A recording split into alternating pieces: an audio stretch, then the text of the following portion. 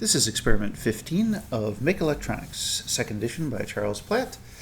Today we will be building a intrusion alarm, and we're going to start with a circuit which uses a transistor to switch an LED on when a magnetic reed switch, shown there in black, is open.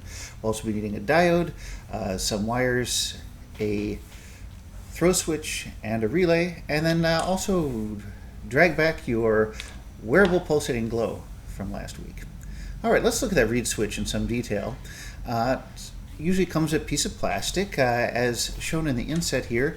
It consists of a couple of switches with springs, which when there's a magnet present lifts up the switches and makes contact. Let's see how that works. Checking out our continuity meter, we are going to clip one lead to each side of the reed switch. And then we're going to grab a couple of magnets and test them out. Now just getting the leads on there to make life a little bit easier. And definitely do check out your reed switch and make sure you know what types of magnets work, or you'll have a hard time with some uncertainty about the reed switch when you try to complete the rest of the experiment. So I expect to see the reed switch be normally open when there's no magnet. So we would expect to see the overload, that one in the far left-hand corner, and shaking it doesn't make the contacts work if it hasn't been damaged in shipping. Now I'm going to grab a refrigerator magnet. It has to be a strong one. There's a little clip magnet with an insert, and you'll notice that every time I get it close to the switch, just about touching, the resistance drops to close to zero. Now if I have a flimsy refrigerator magnet like this promotional magnet, you notice it doesn't actually trigger the magnet. That's because these type of magnets have both north and south poles close together. You really need a solid piece of magnet, but it should work pretty reliably. Get a good feel for what it takes to make a connection and close that circuit in the magnetic reed switch. All right, let's take a closer look at our circuit diagram, and just for practice today we're going to run through tracing the circuit diagram on the board as well as on a figure. First of all, really importantly, the 2N2222 NPN transistor has a collector base and emitter labeled C, B, and E there. In my annotated drawing, we have to make sure that we get those in the correct direction.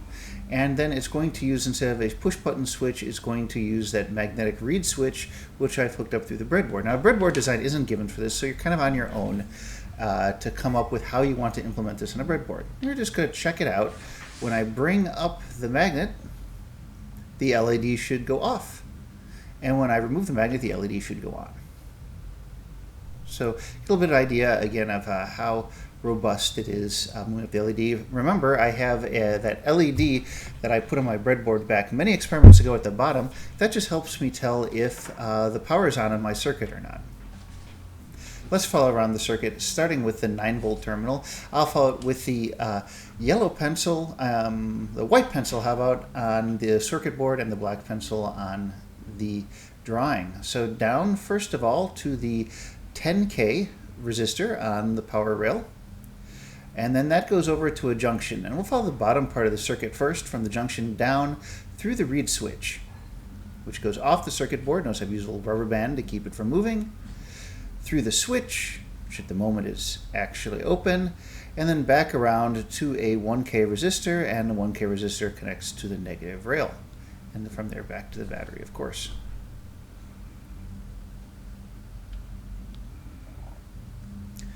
Let's take the upper path of the circuit. So again, starting from the positive 9-volt DC source, we go through a 470 ohm resistor. That's going to be used to limit the current through our LED, but it's placed on the top end of the 2N2222 transistor on the collector side. The current runs from the collector to the emitter when the relay is, when the transistor is turned on, and then through the LED and direct to ground. Again, the current limiting resistor is up on the collector side of the circuit in this drawing. One last route to take. We're going to go down through the 10K resistor and then go into the base of the transistor. So down the rail to the 10K resistor, and then into the base. Now the current will flow here if the switch is open. And that's it.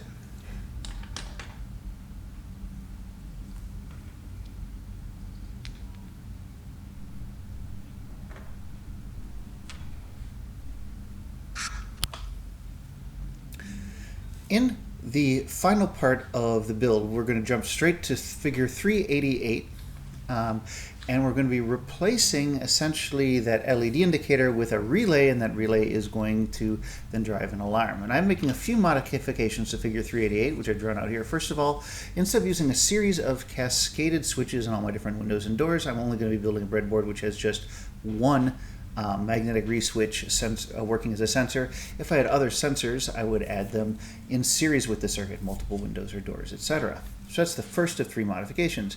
The second is I'm going to start off, instead of building a full alarm circuit, I'm just going to use a current limiting resistor of 470 ohms with an LED that will replace what's simply written as alarm on the circuit diagram. I've placed mine here up physically at the top of the circuit. Again, you can put them wherever you actually want on your board, as long as it's the same electrical diagram.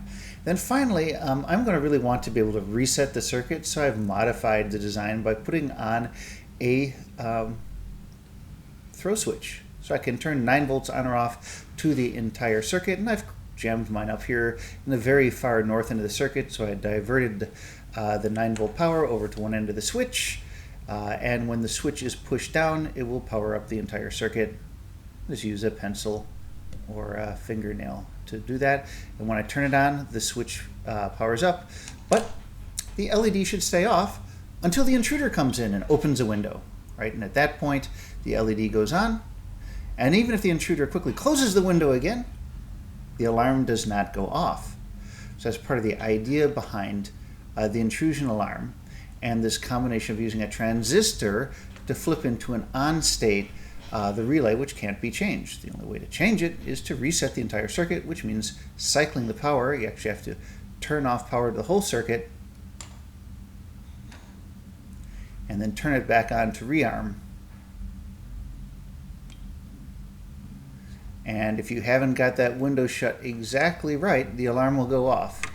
Right, so you got to make sure it's a nice, good contact, your window's nice and tightly closed, so to speak.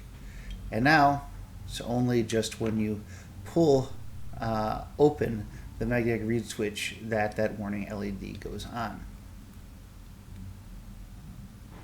One more time. Armed. Intruder. Just wiggles a window, and you can't reset the alarm again without resetting the circuit.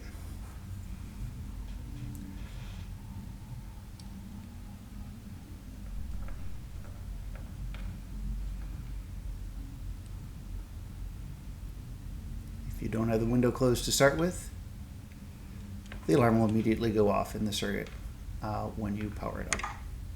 So that's the behavior that you should expect when your circuit is properly working.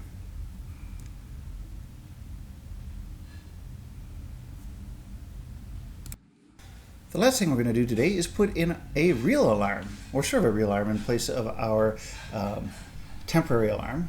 Let's grab that flashing LED circuit that we built as the wearable pulsating glow, and we're going to use that to replace the 470 ohm resistor and the solid LED that comes on when the alarm is triggered.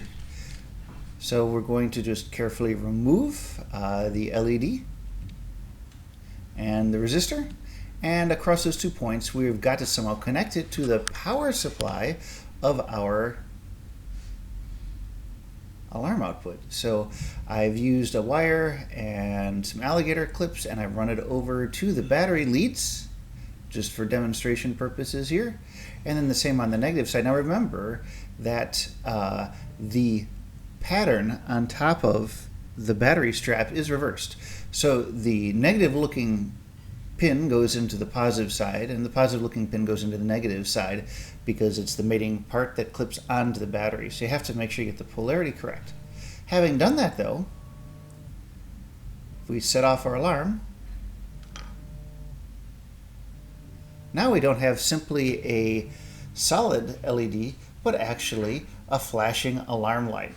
And you can imagine we could go ahead and start to do things like attach a buzzing siren circuit, for instance, and make a modulated noise as a warning. We'll be building a better oscillator in the next chapter and attaching it to the circuit for that purpose. Please start the assignment for experiment 15 by building the first circuit, the simple one that just turned an LED on when the switch was open. Explain how that works, and to help you with explanation, please simulate it using the Lush Project Circuit Simulator. Include a screenshot of the simulation and a picture of your circuit, along with a description of how it is the transistor is used to keep that LED lit only when the switch is closed. Finally, build the intrusion alarm circuit as in figure 388 with the modifications shown in the video. Read the explanations that are given in the textbook about how it works. Please post a video showing that your alarm works, and then try to explain in your own words why it is that this circuit successfully latches on after the reed switch is opened only once. In other words, why doesn't subsequently closing the reed switch also turn off the alarm?